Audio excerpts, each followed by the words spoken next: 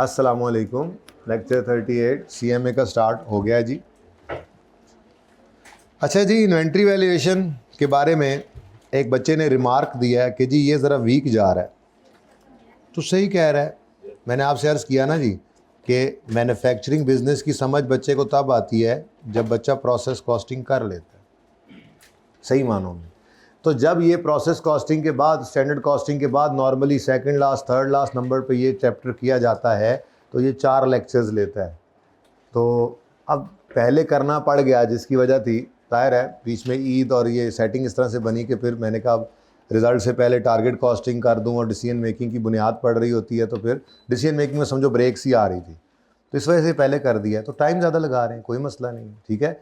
इसको मजबूत करने के लिए तो टाइम ज़्यादा लग रहा है, बाकी करवा तो मैंने सारे सवाल देने हैं, ठीक है। आपको उस लेवल की समझ शायद एक आधे, जैसे कल वाला सवाल था वो गंदा सवाल था, वो ऐसा ही रहेगा, वो बस पर्चे में समझ आ जाए तो ठीक है, नहीं तो ना से।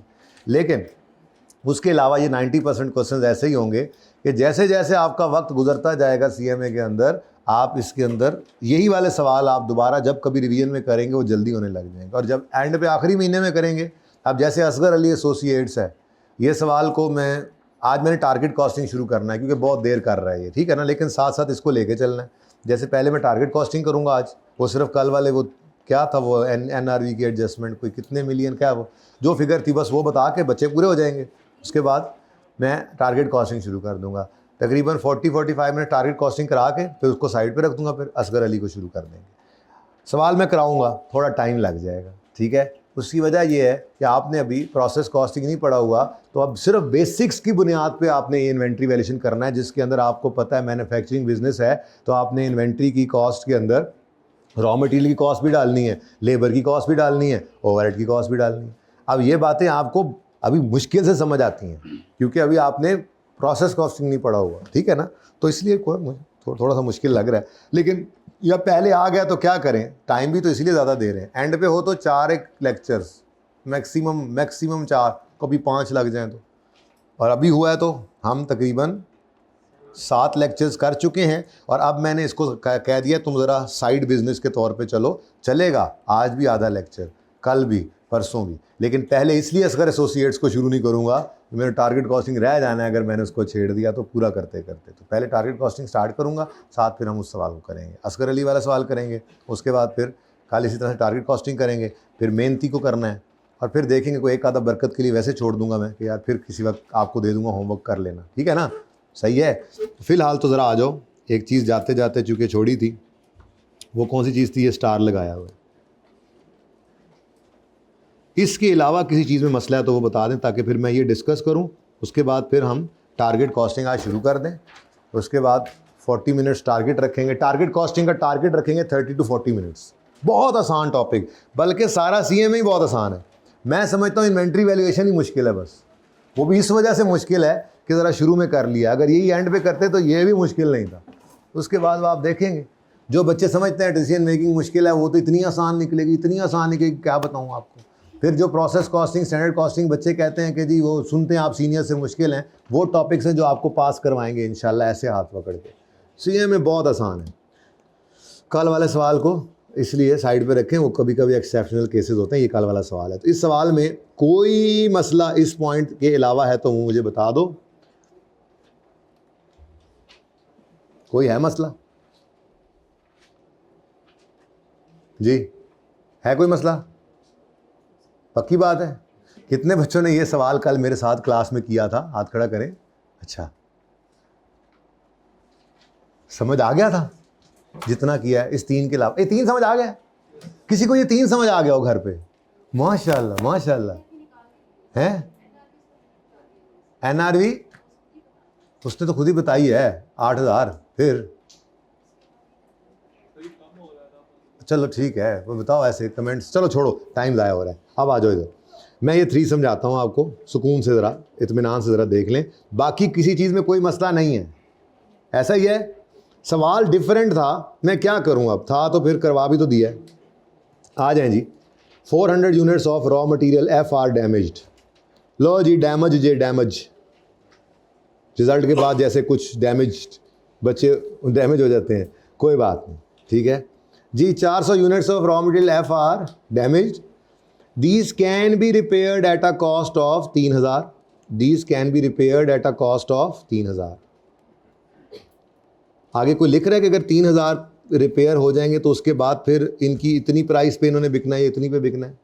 नहीं, इसका मतलब क्या अजम्पशन है नॉर्मल, कि वो फिर नॉर्मल सेलिंग प्राइस पे बिक जाएंगे। अच्छा, अब मुझे नहीं पता नॉर्मल सेलिंग प्राइस क्या है, लेकिन इतना ज़रूर पता है कि नॉर्मल सेलिंग प्राइस जो है वो आपकी कॉस्ट से ऊपर ही होती है अगर आप बिज़नेस कर रहे हैं तो, ठीक है और सही है।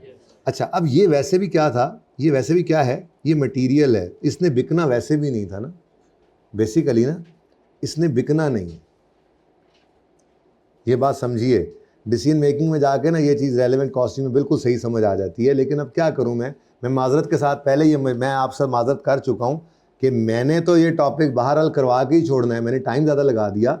लेकिन आपको जो ये थोड़ा सा फंस रहा है उसकी वजह सिर्फ ये है कि ये स्टार्ट में आ गया, स्टार्ट में नहीं होना चाहिए। हाँ, स्टार्ट में बिल्कुल होना चाहिए था अगर मैं ये सारे सवाल पेंडिंग कर देता तो, जो शुरू हो रहे हैं।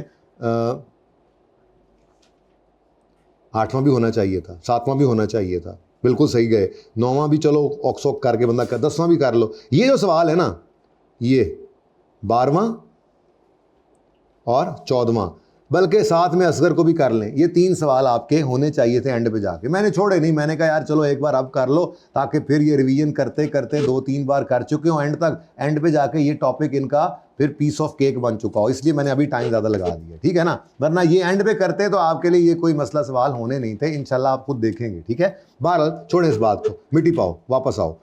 बात ये है कि मुझे बताओ, क्या ये कितने गया सवाल, क्या ये फिनिश गुड्स हैं जो हम बेचते हैं? बोलो। कहते हैं हाँ। नहीं बेटा, सवाल कल करना था, तो अभी जमाई लेके तुमने कह दी। मेरे साथ कल सवाल किया था, ये सवाल किया था। ये क्या लिखा हुआ है? रॉ मटेरियल तो हम यूज़ करते हैं मैन्युफैक्चरिंग ऑफ फिनिश गुड्स में, तो वो फिनिश गुड्स जाकर बिकेंगी, ठीक है। ये बात फिर कल लंबी हो जानी, इसलिए मैंने कहा टाइम खत्म हो गया तो मैंने ये वाला काम कर दिया, ये फिर रह जाना था और फिर सिर्फ 3 लिख कर छोड़ दिया था, क्योंकि कुछ बच्चों ने ट्राई भी किया, हिम्मत की, ठीक है। सुने आप, बड़ी सादा सी बात, ये रॉ मटेरियल एफ है ना, ये बिकना है, ये बिकना, इसलिए एस्टिमेटेड सेलिंग प्राइस तो इसकी गिवन ही नहीं है, क्योंकि ये तो बेचना ही नहीं हमने, ये तो हमने करना है यूज़। अच्छा, अगर हमने अब यूज़ करना है तो इसकी कोई कॉस्ट होगी, ऐसा ही है ना। मेरे पास जो पड़े हुए हैं 400 यूनिट्स, इनकी परचेज प्राइस क्या है? 400 यूनिट्स की परचेज प्राइस क्या है? 400 इंटू 30 कितना? 12,000। ये मुझे 12,000 की कॉस्ट किए हैं, ऐसा ही है। अच्छा, अब ये क्या हो गए हैं? डैमेज। अगर ये मैं सही कर लूं तो फिर इस्तेमाल हो जाएंगे, बेचने तो है नहीं ना। वो ये कह रहा है 400 यूनिट्स एफ के डैमेज्ड हैं, ये यूनिट्स रिपेयर हो सकते हैं 3,000 के, तो इसका मतलब क्या, रिपेयर होने के बाद यूज हो जाएंगे ना, तो बोलो। अच्छा, अगर मैं रिपेयर करता हूं जी, तो रिपेयर कॉस्ट कितनी है? चलो फिर भी मैं 3,000 लगा भी लूं तो मुझे बताओ कितने पैसे मुझे बच जाएंगे, बाहर से बाजार से ख़रीदना नहीं पड़ेगा। यानी ये 400 यूनिट्स की 9,000 रुपये की कॉस्ट तो फिर भी बच, यानी कि इसको मैं नेट बेनिफिट कह सकता हूँ। ये ज़रा मुश्किल पॉइंट है माजरत के साथ, लेकिन अब कोई बात नहीं, आपके नोट्स का हिस्सा बन गया ना। हमने ये टारगेट कॉस्टिंग के बाद सबसे पहला चैप्टर ही क्या करना है? Relevant costing. उसके अंदर ये वाली चीज़ें आपको समझ आना शुरू हो जाएंगी, तो आपके नोट्स का हिस्सा बन जाएगा इंशाल्लाह। अभी भी समझा दूंगा इंशाल्लाह मैं। सादा बात, मुझे बताओ, अगर ये 400 यूनिट्स बाहर से ख़रीदने जाओ तो कितने के मिलेंगे? 12,000 के।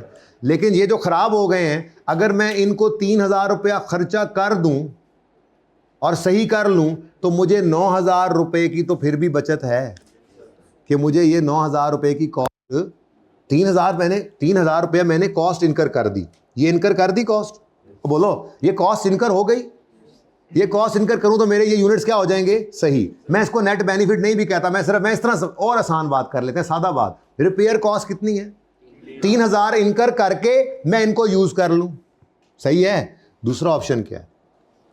दूसरा ऑप्शन क्या है? ये क्या है जी? ये तो मैंने कहा जी कि repair and use, repair repair and use. अगर रिपेयर, ये और आसान हो गया, चलो अच्छा है, अभी आपका लेवल वो नहीं है कि मैं नेट बेनिफिट वाली बात समझाऊं, लेकिन उस नेट बेनिफिट को गोली कराओ, नवी गोली जहन में आ गई ना, नवी गोली जहन में आ जाती है ना मेरे आपको कराने के लिए, फिर वो मैं करा देता हूँ, ठीक है ना। आप रिपेयर करके इस्तेमाल कर लो तो कितनी कॉस्ट पड़ेगी? 3,000, ठीक है। अच्छा, दूसरा ऑप्शन क्या है आपके पास? दूसरा ऑप्शन ये है कि आप यार इसको रिपेयर ना करो, बल्कि इसको क्या कर दो, बेच दो। अच्छा, अगर बेचना है तो फिर परचेज प्राइस कितनी है? परचेज प्राइस कितनी है? 12,000। अभी बेचा तो नहीं है ना, लेकिन अगर आप इसको रिपेयर नहीं करो तो इसकी एनआरवी क्या है? एनआरवी क्या है? इसका मतलब अगर आप इसको नहीं बेचोगे और अभी आपके पास ये पड़ा भी है, जो फ्यूचर में भी बिकेगा, तो इसके ऊपर कितना लॉस आएगा? 4,000 का। जबकि इसको आप रिपेयर करो तो कितनी कॉस्ट पड़ेगी? 3,000। तो एनआरवी लॉस अगर मैं आज मैं कहता हूं आज रिकॉर्ड करते हैं, हम बेचते नहीं, हम आज रिकॉर्ड करते हैं, क्योंकि अभी तो मेरे पास ये स्टॉक में पड़ा है ना। तो बोलो, तो अगर मेरे पास ये स्टॉक में पड़ा है तो मुझे एनआरवी लॉस कितना बुक कर लेना चाहिए? अब आपके पास दो एक्सपेंसेस आ गए, दो कॉस्ट आ गई। कॉस्ट 1 आप रिपेयर कर लो 3,000, कॉस्ट 2 रिपेयर ना करो, एनआरवी लॉस। मतलब कि फ्यूचर में अगर बेचोगे तो इतना लॉस आएगा ना, उसको बुक कब करना है? आज ही। तो आपके पास दो ऑप्शन है। ऑप्शन 1 रिपेयर कर लो, 3,000 की कॉस्ट इनकर कर लो। ऑप्शन 2 नहीं, रिपेयर ना करो, 4,000 का लॉस बुक कर लो। क्या बेहतर है? जब भी दो खर्चों में बात कर रहा हूं ना कि रेलेवेंट कॉस्टिंग में आप ऐसे, आपका लेवल ही और हो जाता है। वो तकरीबन रेलेवेंट कॉस्टिंग में 12-13 दिन लगते हैं, डिसीजन मेकिंग का पहला चैप्टर है, क्योंकि फिर सारी डिसीजन मेकिंग में उसने चलना है। तो पहले 4-5 दिन तो आपके होश ही नहीं, 2-3 दिन होश ही उड़े रहते हैं, फिर आहिस्ता आहिस्ता आप होशोवास में आते हैं। 5वें-6ठे दिन जाके फिर आप ऐसे फ्लाइंग करना शुरू कर देते हैं रेलेवेंट कॉस्टिंग में। उस वक्त जाके आपके लिए ये बहुत छोटी बात बन जाएगी। फिलहाल तो सादा सी बात है, एक बिल्कुल एक मैंगो मैन जैसे सोच हो, मैंगो मैन मेरी तरह का आम आदमी हो, ठीक है, उसके सामने ऑप्शन हो कि जी आपको फ़ायदा मिलना है 1,000 का, हैं दोनों हलाल फ़ायदे, और फ़ायदा मिलना है 1,200 का, तो मैं एक मैंगो मैन किस तरफ जाऊंगा? बेनिफिट होगा तो हायर की तरफ। और अगर मुझे कोई कॉस्ट पड़ रही है, मैं कहूँ जी मिसाल के तौर पे मुझे घर जाने की छुट्टी के वक्त कॉस्ट पड़ेगी 500, एक ऑप्शन है, और एक ऑप्शन है 400, तो मैं किस तरफ, मैंगो मैन किस तरफ जाएगा? यानी ये बेनिफिट के केस में हम जाते हैं हायर की तरफ, और कॉस्ट के केस में हम जाते हैं लोअर की तरफ, ठीक है। ये सारी बातें रेलेवेंट कॉस्टिंग में आपने सीखनी है। बहरहाल फिलहाल तो सादा बात मुझे बताओ, क्या करना चाहिए? रिपेयर कर लें या एनआरवी लॉस बुक कर लें? इन दोनों में से लोअर, इन दोनों में से लोअर, ठीक है। ये बात समझ आई है? ये अब कल ना थोड़ा सा असल में टाइट हो रहा था काम, तो मैंने कहा यार ऐसे ही ना फिर वो तेज़ी में गोली सही नहीं होनी, तो यार गोली आपको सही फिट हो गई है, ठीक है। गोलियां कराता है हमें, कहते हो ना आप लोग, कहो कहो। ये बात समझ आई? अब इसका मतलब दोनों देखो, डिसीजन लो, पहले डिसीजन लो, रिपेयर करके यूज़ करना है इसको इन्वेंट्री में पड़ा हुआ है तो, या इसको हमने नहीं रिपेयर करना और फ्यूचर में बेचना है तो एनआरवी लॉस बुक करें। दो एक्सपेंसेस, दो कॉस्ट आज बुक कर लें। या तो फैसला करें रिपेयर करना है और रिपेयर की कॉस्ट बुक कर लें इन्वेंट्री को, और कॉस्ट पड़ जाएगी, ठीक है। या फिर आप क्या कर लें, इसको एनआरवी से राइट डाउन कर लें। तो क्या बर्दाश्त करना पसंद करेंगे आप? लोअर। खर्चा कौन सा? लोअर। तो इसलिए मैंने यहाँ पे क्या किया था, मैंने यहाँ पे मटेरियल एफ के बारे में लिख दिया था कि ये जो है, इसके लिए मैं अब यूँ कह दूँ, इसको वर्किंग 2 कह देता हूँ, क्या ख्याल है? यूँ कर लें, वर्किंग 2 कर लें, ठीक है। या आप यूँ भी कर सकते थे,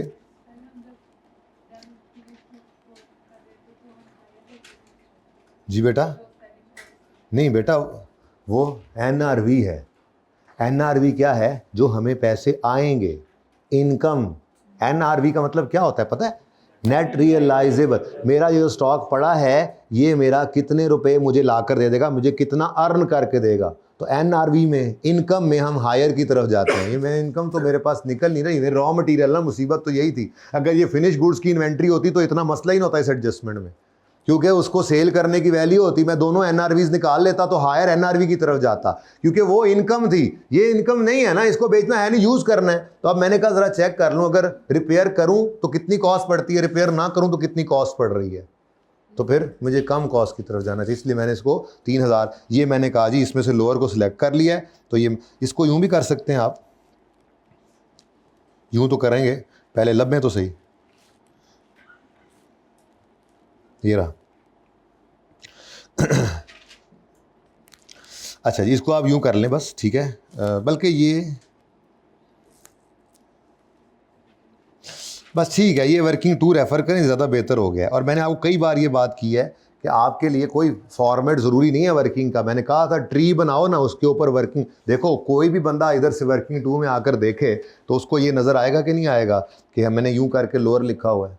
तो ये बिल्कुल सही, इसके भी नंबर मिलते हैं। तो बस इससे ज़्यादा मैं आप किसी टेक्निकल वर्किंग में जाना नहीं चाहता, लेवल आपका बढ़ जाएगा। उम्मीद है बात आपको समझा ली है, मैंने गोली करा ली है, ठीक है। चलो, तो मीठी थी गोली, मीठी थी, हाँ बोलो बोलो।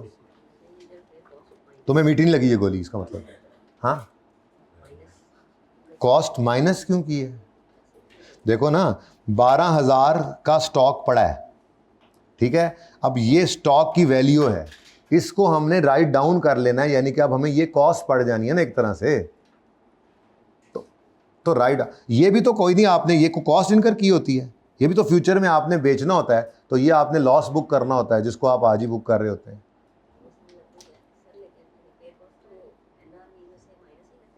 एनआरवी है नहीं ना ये, यही तो मैं अर्ज कर रहा हूँ, एनआरवी नहीं है ये यार। मैं तो ये बात वैसे कर दी थी, ये यूं कर लेते हैं, अगर आपको ये बात पसंद। नेट बेनिफिट से तो मैं भाग गया था ना, ये लो, अब ठीक है, ले थलो ही निकल आया। और कर लो तुसी कमाई, इसको अब कैसे मिटाऊं? ये लो, रिपेयर एंड यूज,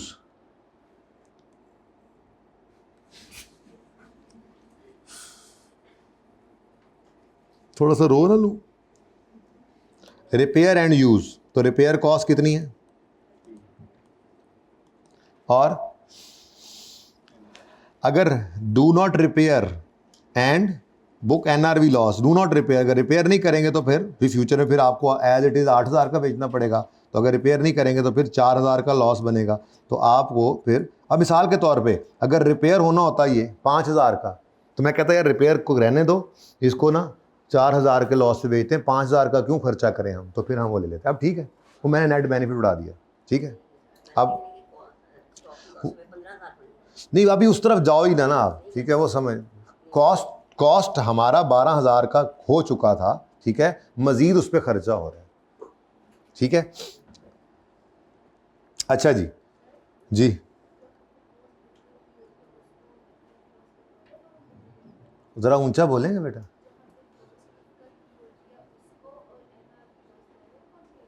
बेटा असल में ना तो हमने अभी ये कॉस्ट इनकर की हुई है, ना हमने अभी ये लॉस इनकर किया हुआ है। हाँ जी, अभी इनको ही कर रहे हैं, क्योंकि एनआरवी तो कैलकुलेट ही नहीं कर पाया ना मैं इसकी एनआरवी तो उसने खुद दे दी थी कि ये जी 8,000 का बिक जाएगा। तो मैंने कहा इसका मतलब 4,000 का नुकसान आ जाएगा, ठीक है। तो ये 4,000 का नुकसान करना है या 3,000 का? देखो ना, अगर आप मिसाल के तौर पे इसको 4,000 के नुकसान पे बेच देते हो तो फिर बाहर से आपको नया तो फिर भी वही 12,000 का ही मिलना है।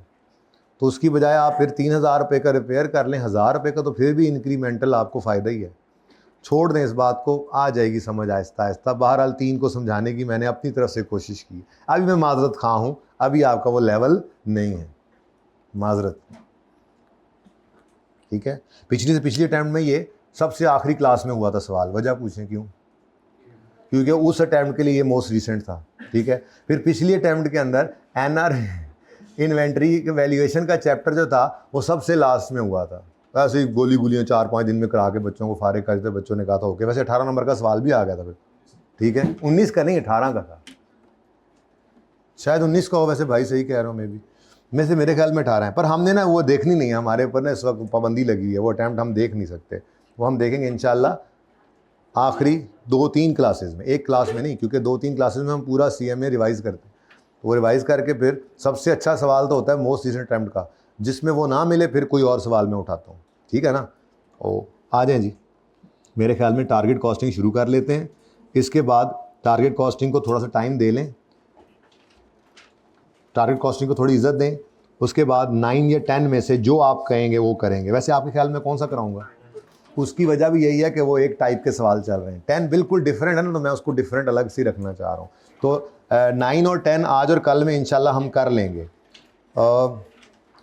देखूंगा फिर 14 का दिल किया तो कर लेंगे, कर ही लेंगे ये भी यार।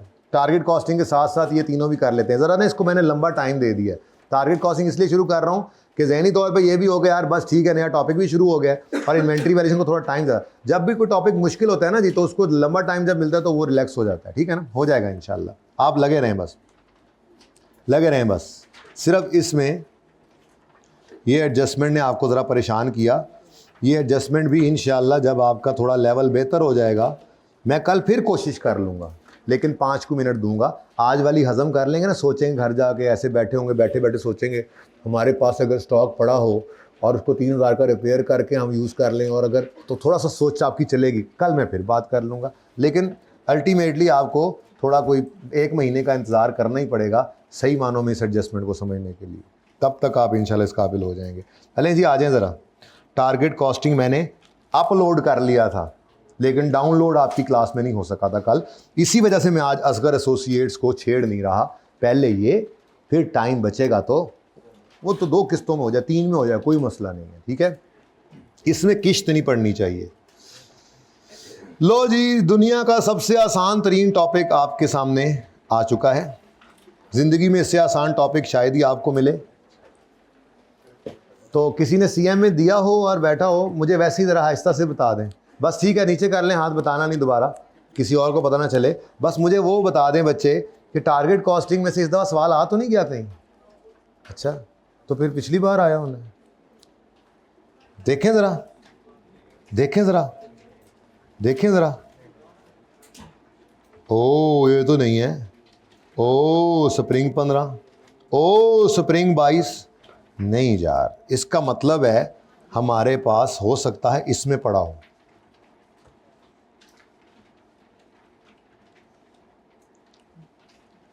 ओ पिछली से पिछली अटेम्प्ट में आ गया था, तो फिर पिछले अटेम्प्ट में तो नहीं आया, क्या पता आ जाए। वैसे आता बहुत कम कम है, लेकिन आपने छोड़ा तो खलील भाई कह रहे थे लाजमी आएगा। इन्होंने तजर्बा कर लिया है, उन्होंने इस दफ़ा एनपीओ छोड़ के देख लिया।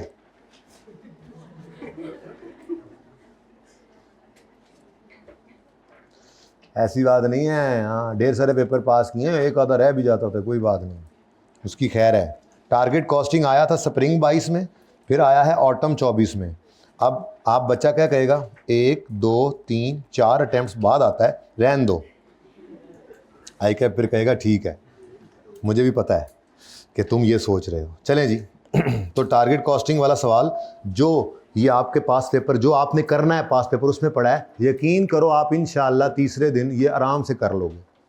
तो पर्चे के अंदर एक आधा सवाल बरकत के लिए, 2 सवाल भी कभी हो जाता है, ऐसे होते हैं कि जिनमें आप 1.5 महीना दुआ करते हैं तो या अल्लाह मैं पास हो जाऊँ, या अल्लाह, ऐसे सवाल भी होने चाहिए। लेकिन सारा पर्चा ऐसा नहीं होता जैसा कल हमने सवाल किया है। ठीक है, ओके।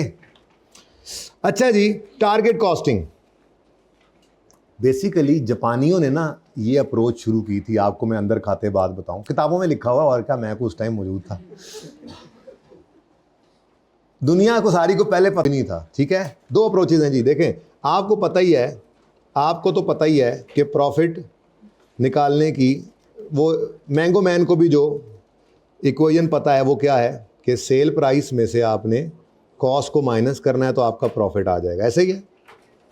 अच्छा, अब अगर आपने प्रॉफिट को बढ़ाना है तो एक तरीका क्या है, आप क्या कर लें, सेल प्राइस को बढ़ा लें और कॉस्ट को ना छेड़ें, ना छेड़ें, ना छेड़ें, ना छेड़ें।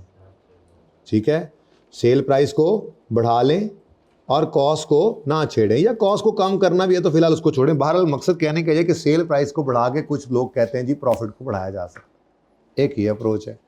लेकिन ये जो सेल प्राइस है ना जी, ये बहुत ही नाजुक चीज़ है। ये प्राइस इलास्टिसिटी ऑफ डिमांड आपने पढ़ी होगी इकोनॉमिक्स के अंदर।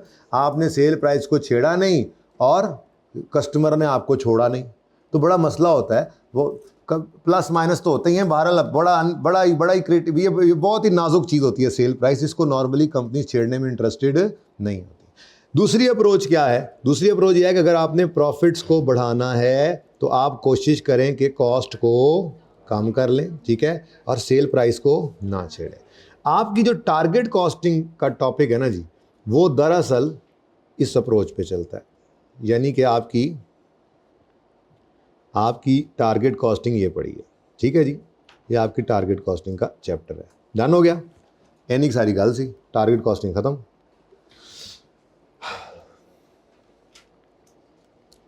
अब इसके स्टेप्स शुरू करते हैं कि हम कैसे करेंगे। तो जापानी क्या करते थे? जापानी ना उलट चलते थे, क्योंकि ये जो काम है ना, असल में ये काम यानी ये टारगेट कॉस्टिंग जो है, ये प्रैक्टिकली स्पीकिंग ये प्रोडक्ट को डेवलप करने के फेज़ में अप्लाई हो सकता है। यानी आप प्रोडक्ट की कॉस्ट देखो ना, क्वालिटी भी तो कोई चीज़ है ना। अब आप सेल प्राइस कॉस्ट को कम करने के चक्कर में, प्रोडक्ट की कॉस्ट को कम करने के चक्कर में उसकी क्वालिटी इन्फीरियर कर लें, ये तो नहीं ना हो सकता। इसका मतलब आपने अगर इस चीज़ को टारगेट करना है कि आपने कॉस्ट कम से कम रखनी है ताकि आप प्रॉफिट को मैक्सिमाइज कर लें, सेलिंग प्राइस तो मार्केट फोर्स डिटरमिन करती हैं, तो आपको ये काम प्रैक्टिकली स्पीकिंग प्रोडक्ट की डेवलपमेंट फेज के ऊपर करना पड़ता है। अभी देखो, कल वाले सवाल के बाद ना मैंने कहा ज़रा अगला टॉपिक बच्चों को दिखाऊंगे, बहुत आसान है, इन्वेंट्री वैल्यूएशन परेशान ना हो, इतना आसान टॉपिक है। आप आज कहेंगे यार को कहानी ख़त्म होगी, बस ये सीएम में है और आगे सारा सीएम में ऐसे ही है, देखोगे आप इंशाल्लाह। आप हंस रहे हो, सचमुच देख लेना। तो प्रोडक्ट की डेवलपमेंट के फेज़ के ऊपर आपको ये काम करना पड़ता है। अब इसके कुछ स्टेप्स हैं।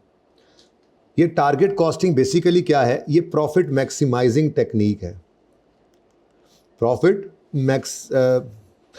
मैनेजमेंट टेक्निक भी इसको कहते हैं, प्रॉफिट मैनेजमेंट टेक्निक। और मैनेजमेंट क्या करनी है हमने इसकी? जाहिर सी बात है, हम प्रॉफिट को मैक्सिमाइज ही करना चाह रहे होते हैं, ठीक है। तो प्रॉफिट मैनेजमेंट की टेक्निक है ये, प्रॉफिट को मैनेज करना चाह रहे हैं। और जाहिर सी बात है, प्रॉफिट को आप कभी भी कम करके तो मैनेज नहीं करना चाह रहे होते, ठीक है।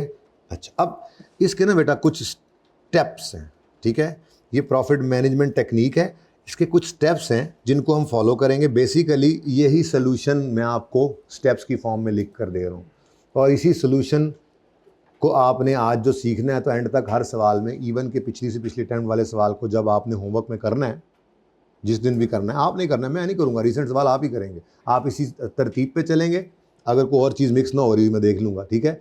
नहीं तो फिर इंतज़ार कर लेंगे, जब वो मिक्सिंग भी पढ़ लेंगे तो आप कर सकते हैं। वो सवाल आराम से ऐसे होगा, इन्हीं स्टेप्स के ऊपर करना है, ठीक है। तो स्टेप्स ये यूँ समझ लें, ये फॉर्मेट आ गया। अभी तक हमने सारे टॉपिक्स के अंदर इन्वेंट्री वैल्यूएशन में थोड़ा सा आके एक दो सवालों में थोड़ी गड़बड़ हुई है, वरना उसमें भी कोशिश यही थी कि फॉर्मेट हो, हम हर टॉपिक के अंदर एक तरतीब पे सारे सवाल करते हैं, ठीक है। तो टारगेट कॉस्टिंग का हर सवाल इसी तरतीब के ऊपर होगा जो आपके सामने मैं लिख रहा हूँ। तो कुछ स्टेप्स हैं जी। सबसे पहला स्टेप ये है कि आप बाहर मार्केट में जाकर लोगों से पूछेंगे, भाईजान अगर इस तरह की चीज़ हो, ये इस शक्ल की हो, इसकी ये क्वालिटी हो, ये आप कितने में ख़रीदेंगे। मैं मिसाल ले रहा हूँ, basically estimation of selling price होती है जो मार्केट डिटरमिन करती है। मार्केट सर्वे से लेट से आपने सबसे पहले क्या डिटरमिन करना है? Selling price. क्या करना है जी? डिटरमिन क्या करना है? एस्टिमेट क्या लगाना है? यानी उलट चल रहे हैं, पहले क्या चीज़ जाकर एस्टिमेट कर रहे हैं? Selling price. यानी कि अगर आप मिसाल के तौर पे किसी प्रोडक्ट के अंदर आ रहे हैं, आप ये ग्लास प्रोड्यूस करने के लिए आप मार्केट में एंटर हो रहे हैं, तो आप आसपास मार्केट के अंदर ग्लासेस की सेलिंग प्राइस देखेंगे, अपने ग्लास की क्वालिटी को देखते हुए एक सेलिंग प्राइस एस्टीमेट करेंगे। उलट चल रहे हैं, पहले सेल प्राइस डिटरमिन कर रहे हैं और फिर अगले काम करेंगे, ठीक है। तो स्टेप 1 आपने क्या करना है? Estimation of selling price. Normally सवाल में आपको गिवन होती है, या फिर कोई एक आधी मैथमेटिकल कैलकुलेशन से आप निकाल लेते हैं, ठीक है। बहरहाल एस्टिमेशन ऑफ सेलिंग प्राइस आपका स्टेप 1 है। मैं वैसे आपको समझने के लिए लिख देता हूं, से from market survey, from market सर्वे।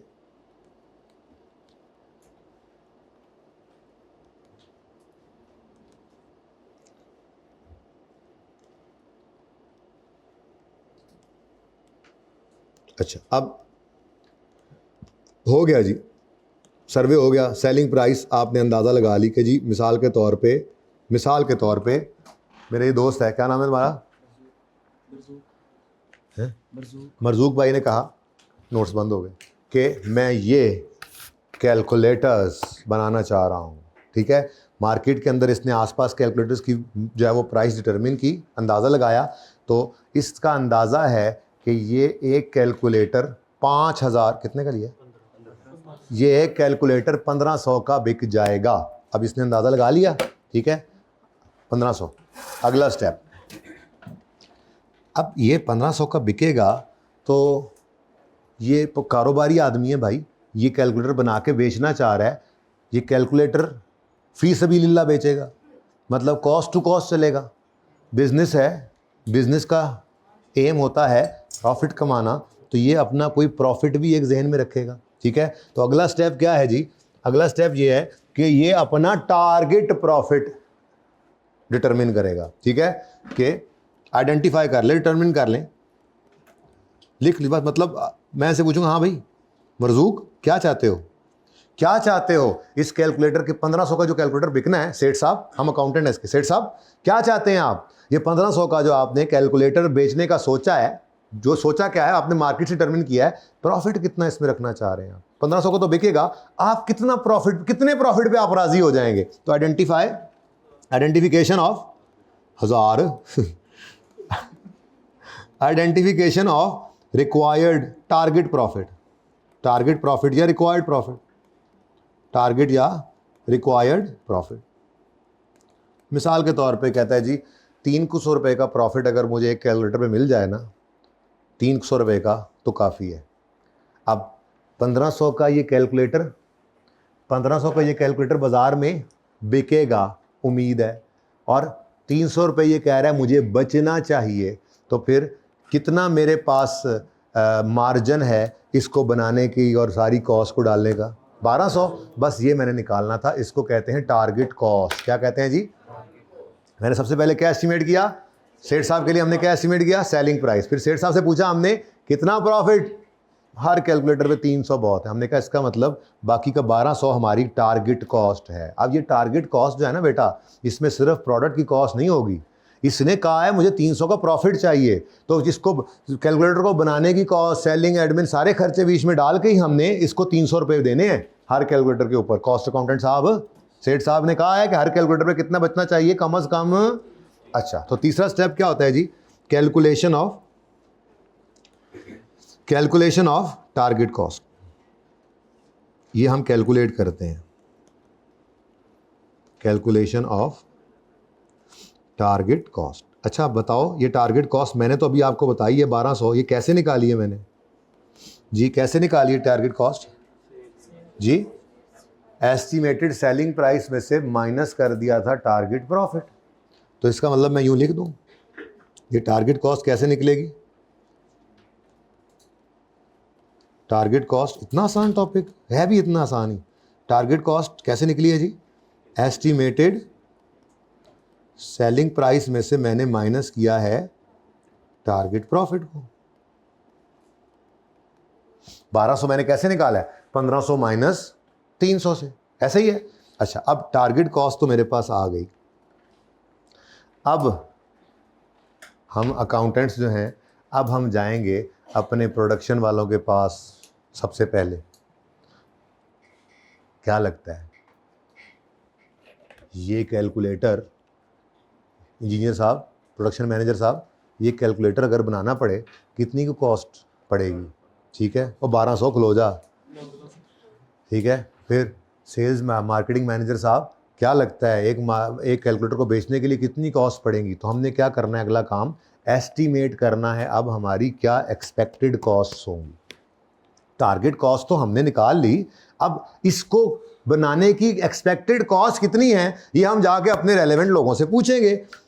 वो जाके बाजार से मटेरियल पूछेंगे कितने का मिल रहा है, लेबर किस तरह से हायर करेंगे, किस रेट के ऊपर, ओवरहेड्स की क्या प्राइस है, तो इस तरह से करके वो मटेरियल, लेबर, उन्होंने प्रोडक्शन कॉस्ट प्रोडक्शन वालों ने बता दी, मार्केटिंग सेलिंग वालों ने उसकी अपनी कॉस्ट, एडमिन वालों ने अपनी कॉस्ट का अंदाज़ा बता दिया, मिला जुला के हमने कुछ एक एस्टीमेट लगाया। मैं पहले ज़रा लिख लूँ कि हमने क्या करना है जी, हमने एस्टीमेट करना है, एस्टीमेशन ऑफ, चौथा स्टेप क्या होगा जी, एस्टीमेशन ऑफ एक्सपेक्टेड, एक्सपेक्टेड भी कहते हैं इसको, करंट भी कहते हैं, एक्सपेक्टेड या करंट कॉस्ट्स। मतलब करंटली अगर हम इसको बनाना चाहें तो तो expected cost, estimation of expected या करंट कॉस्ट, भाई ये क्या चीज़ होगी, ये क्या क्या चीज़ होगी, क्या चीज़ नहीं क्या क्या चीज़ होगी, तो भाई direct material cost, direct material cost, फिर डायरेक्ट लेबर कॉस्ट, फिर वेरिएबल एफओएच, वेरिएबल ओवरहेड्स, फिर फिक्स्ड ओवरहेड्स, और फिर अदर कॉस्ट्स, उसमें बाकी सब कुछ भी आ गया, अदर कॉस्ट्स। ठीक है, तो ये सब की सब क्या हैं जी,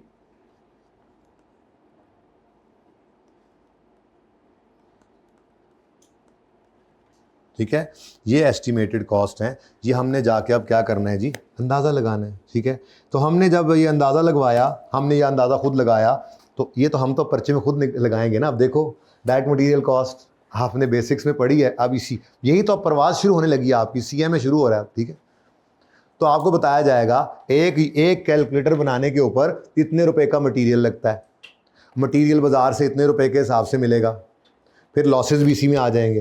एक कैलकुलेटर बनाने पे लेबर के इतने घंटे लगते हैं, इतने रुपए एक घंटे के देते हैं उनको, उसमें भी फिर लॉसेस डालेगा कि लेबर वेली बैठी रहती है। इसी तरह से एक कैलकुलेटर बनने में वेरिएबल ओवरहेड इतने लगते हैं, फिक्स ओवरहेड इतने हैं। तो क्या कर रहे हैं आप, जो सीखा है आपने अभी तक बेसिक्स से लेके अभी तक, वो काम आप खुद करेंगे। ये काम सबसे मेन काम यही है, ये आप खुद करेंगे। ठीक है, तो हम क्या करते हैं जी, स्टेप 4 में estimation of current expected cost, current cost या एक्सपेक्टेड कॉस्ट। ठीक है, जब ये आप कर लेंगे तो उसके बाद फिर अब टारगेट कॉस्ट क्या थी, टारगेट कॉस्ट क्या थी जी, बोलो। नहीं, टारगेट कॉस्ट क्या थी, कितनी थी, 1200। आपने एस्टिमेटेड कॉस्ट जब निकाली तो वो निकली जनाब कोई 1350। कितनी जी, ये तो ज़्यादा हो गई। कितनी ज़्यादा, ये 150 रुपये को कहते हैं टारगेट कॉस्ट का गैप। क्या कहते हैं जी, हाँ, कॉस्ट गैप। अक्सर यहाँ तक ही जाता है, अक्सर यहीं तक पूछता है आपसे। ठीक है, तो 5वें स्टेप में हम फिर क्या निकालेंगे, अगर कोई है, जाहिर है आपके सवाल में होगा, ये सवाल आएगा तो टारगेट कॉस्ट का गैप होता है। ठीक है, तो हम कैलकुलेट क्या करते हैं जी, उसके बाद हम कैलकुलेट करेंगे calculation of cost gap. Cost gap, target cost gap लिख दूं, target cost gap, target cost से आपका जो गैप आ रहा है, कॉस्ट गैप आ रहा है आपका, क्या मतलब, आप तो उम्मीद लगाए बैठे थे कि आपको 1200 रुपये की कॉस्ट मिल जाए तो आपका टारगेट प्रॉफिट अचीव हो जाएगा, लेकिन ये तो कैलकुलेटर बनता हुआ नज़र आ रहा है सारे खर्चे डाल डूल के 1350 का। इस हिसाब से तो आपका सेठ साहब का 300 रुपये वाला टारगेट प्रॉफिट अचीव नहीं होना। तो कितना गैप है आपकी कॉस्ट का, आपकी एक्सपेक्टेड कॉस्ट से कितनी आपकी टारगेट कॉस्ट से कितनी आपकी एक्सपेक्टेड कॉस्ट ज़्यादा हो गई है, 150 रुपये। तो ये 150 क्या है आपका, तो फॉर्मूला क्या बना फिर, टारगेट कॉस्ट का गैप यानी कॉस्ट गैप का फॉर्मूला क्या होगा, कॉस्ट गैप का फॉर्मूला होगा एक्सपेक्टेड कॉस्ट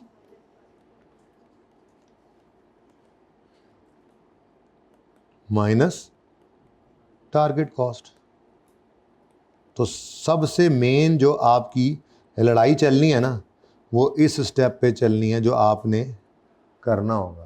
बाकी तो सीधी सीधी बातें, सवाल नॉर्मली सेलिंग प्राइस, मार्केट में तो आप चले नहीं जाओगे डिटरमिन एस्टीमेट लगाने। वो कहेगा जी मार्केट सर्वे किया, अब आप क्या पर्चा छोड़ के मार्केट सर्वे करने जाओगे, नहीं। सेलिंग प्राइस नॉर्मली आपको दे देगा, प्रॉफिट मार्जिन परसेंटेजेस वो आपको गिवन होती हैं। ठीक है, वहाँ से आपका निकल आएगा टारगेट कॉस्ट, फिर आप एक्सपेक्टेड कॉस्ट खुद निकालोगे, वहाँ पे आपकी सारी लड़ाई होनी है जो आप पढ़ के आए हो, मटीरियल, लेबर, ओवर, यहीं पे लॉसेस डालने हैं। आप पहली बार लॉसेस सीखोगे आप, क्योंकि आप डिसीजन मेकिंग में और आगे हर टॉपिक में चलने हैं। मैं यहाँ सिखाया करता हूँ टारगेट कॉस्टिंग, कल इंशाल्लाह सिखाऊंगा, आज शायद बात ना हो सके, या हो सकता है आज हम फ्लो में बात करते जाएं, वो असगर वाला सवाल तो कल भी हो सकता है, होने को तो कुछ भी हो सकता है, वो तो देखेंगे। फिलहाल तो ज़रा इधर ही रहें, जो कर रहे हैं वो तो देखें। ठीक है, तो टारगेट कॉस्ट आराम से निकल आई सेलिंग प्राइस में से प्रॉफिट माइनस करके। इसमें थोड़ी सी आपको वर्किंग करनी पड़ेगी, एक्सपेक्टेड कॉस्ट निकालोगे और कॉस्ट गैप निकाल लोगे। अच्छा, अब ये कॉस्ट गैप नॉर्मली निकलवा के छोड़ देता है, क्योंकि इससे अगली जो बात है वो क्या है, क्या स्टेप्स लोगे इस टारगेट कॉस्ट के गैप को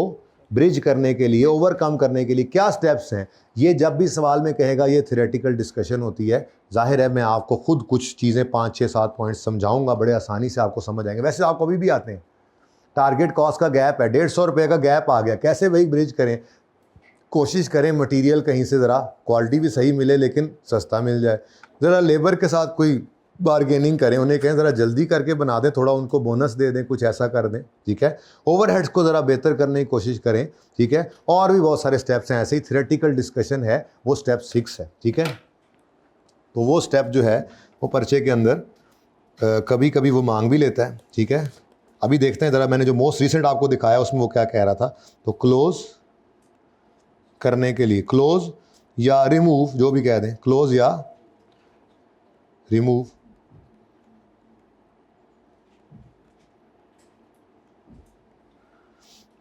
द टारगेट कॉस्ट गैप।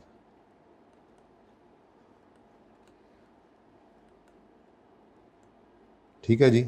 और ये जो आपने क्लोज करना है, ठीक है, ये है आपकी थ्योरेटिकल डिस्कशन, थ्योरी, ठीक है। तो ये ज़ाहिर सी बात है मैं आपको खुद ही ये करवाऊंगा। तो ये मैंने जो सादा सी एग्जांपल दी, ये टारगेट कॉस्टिंग आपका ख़त्म हो गया, बस यही है। अब तो बस इसके अंदर, यहाँ पे तो इतना कुछ हो नहीं सकता, परसेंटेजेस ही हैं, इसके अंदर अब मैक्सिमम मुश्किल चीज़ें जो है जितनी हो सकती हैं वो बढ़ती जाएंगी, बस और कुछ भी नहीं। ये टारगेट कॉस्टिंग है, ठीक है। ज़रा ऐसे ही चेक करें ज़रा कि उसने क्या पूछा था। ये देखो, determine the cost gap if HG wants to achieve a profit of 25 million from Star in the first year। तो भाई ये तो समझ आ रहा है अब आपको, पहली दफ़ा ही, अभी तो मैंने सवाल भी नहीं कराया, आपको पता लग गया, अच्छा यार ये सवाल होता है टारगेट कॉस्टिंग का, ठीक है। कितने नंबर का आया था? बच्चों ने छोड़ा हो, देखो ना 4-5 अटैम्प्ट नहीं आया था ये नहीं आता आया पड़ा, ठीक है। अब इसको मैं सिर्फ ये पढ़ना है मैंने कि इसके अंदर कोई ऐसा टॉपिक तो नहीं शामिल हो रहा जो आपने एंड पे पढ़ना है, जो कि इंशाल्लाह नहीं होगा, अल्लाह ने चाहा तो औक सौक करके आप कर ही लेंगे, ठीक है। तो वो जब पहुंचेंगे इस पे तो देख लेंगे। फिलहाल वैसे बता रहा हूँ कि ये इसकी कन्वेंशनल जो है वो रिक्वायरमेंट है। तो जैसे मैंने आपको अर्ज़ किया कि असल तो इसका यही है, असल तो इसका यही है कि ये किस वक्त टारगेट कॉस्टिंग किस वक्त अप्लाई होता है। लेट हो गए यार। टारगेट कॉस्टिंग किस वक्त अप्लाई होता है जी? कब हम अप्लाई करते हैं, कब ये प्रॉफिट मैनेजमेंट टेक्निक हम लगाते हैं? प्रोडक्ट की डेवलपमेंट की स्टेज पे, जब हम प्रोडक्ट नई डेवलप कर रहे होते हैं। असूली तौर पे तो ऐसे ही है, लेकिन ICAP ने एक दफ़ा इसको रनिंग प्रोडक्ट भी लगवा दिया था। या आपके पास पेपर्स के अंदर एक सवाल जो था ना, ये डेनमार्क आइसक्रीम वाला, तो बहरहाल हम अपने हिसाब से उसको भी कर लेंगे, ठीक है। लेकिन ज़रा रिक्वायरमेंट्स को देखते हैं ज़रा जल्दी से। 11वां सवाल वैसे ही ज़रा, एक्सपेक्टेड कॉस्ट निकालो पर रेडियो, और कॉस्ट गैप अगर है तो वो भी निकालो। 10वां सवाल, डिटरमिन डिस्काउंट, अच्छा ये देखते हैं, in order to achieve target gross profit. तो बहरहाल सवाल उसी नेचर का ही है, देखेंगे जब पहुंचेंगे इस पे भी। तो compute cost gap, discuss method DIC can use to close. जब ये उसने क्या कर दिया, थ्योरेटिकल डिस्कशन करा ली, ठीक है। ये पास पेपर का एक सवाल ही था इससे पहले, अब एक दूसरा आपके पास आ गया है। एक्सपेक्टेड कॉस्ट निकालो, कॉस्ट गैप है तो वो निकालो, फिर बेनिफिट्स बताओ और पॉसिबल मेजर्स बताओ। ये ICAP के क्वेश्चन बैंक के सवाल, ICAP किताब के सवाल है। फिर क्या प्राइस चार्ज करें ताकि टारगेट प्रॉफिट पहुंच सकें, क्या size of target cost gap है, वगैरह वगैरह, यानी कि मिलते जुलते सवाल हैं। तो उससे ऊपर ये जो है वो ICAP की एग्जांपल है, एक्सपेक्टेड कॉस्ट पर यूनिट निकालो, वही जो मैंने कहा जहाँ पे लड़ाई है, टारगेट कॉस्ट पर यूनिट। अब इसमें ना सिर्फ ये लॉसेज आ गए हैं, ठीक है। तो वो लॉसेज आपको उम्मीद है मैं कल सिखाऊंगा, तो फिर 6 से ऑनवर्ड्स, बल्कि 5 से ऑनवर्ड्स सवाल वही होंगे। ये मैंने एक इलस्ट्रेशन बना दी थी जिसके बाद इसके अंदर सारे लॉसेज, ये material A will be loss, ठीक है, मटेरियल B के अंदर भी लॉस है, C के अंदर भी लॉस है, डायरेक्ट लेबर में भी वेले टाइम कुछ बैठे रहते हैं, ठीक है। तो ये लॉसेज आना शुरू हो गए हैं, ये 5वें से ऑनवर्ड्स। तो फिलहाल हम सिर्फ सवाल कौन से कर सकते हैं जी, पहला, दूसरा, तीसरा और चौथा। तो मेरा दिल है इसमें से मैं आपको कोई 1-2 सवाल करा के, 1-2 आपको होमवर्क में दे के आज के लिए काफ़ी कर दूँगा, फिर असगर एसोसिएट पे चले जाएँ, ताकि इसमें भी बहुत ज़्यादा ना ओवरडोज हो जाए। है आसान काम की मुश्किल, क्या लग रहा है?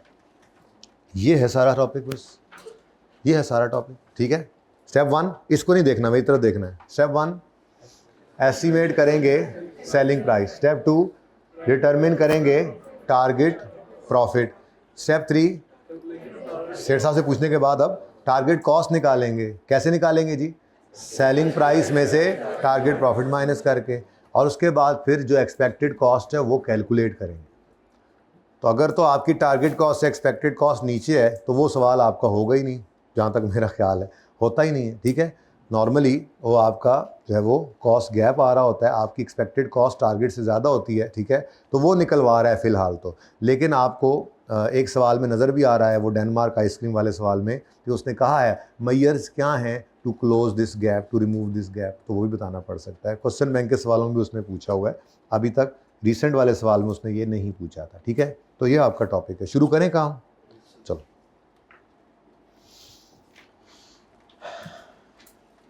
अच्छा ये सारे स्टेप्स लिखे भी हुए हैं इधर देखो। ठीक है, ये target cost, estimation of selling price, identification of calculate target profit, ये भी सीखना है। फिर करंट कॉस्ट निकालोगे, सबसे ज़्यादा काम इधर ये देखो। उसके बाद फिर कॉस्ट गैप निकालोगे और मेक एफर्ट्स टू रिमूव। अब उस आगे फिर थ्योरी है कुछ, टारगेट कॉस्ट गैप को एडवांटेजेस हैं, ये थ्योरेटिकल कुछ चीज़ें हैं इसके अंदर, वो देखेंगे इंशाल्लाह। तो पहला सवाल है आपके सामने, डॉलेंस। डॉलेंस रिलायबल है, डॉलेंस लिया तो बात बनी। डॉलेंस 1 करना है या डॉलेंस 2 करना है, या दोनों करने हैं? मैं तो कहता हूँ मैं आपको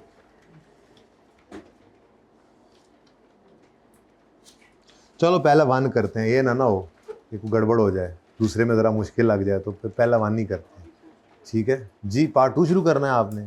अभी हमने किया ही क्या है, दुनिया में भी हमने देखा ही क्या था आज के लेक्चर के अंदर? करो।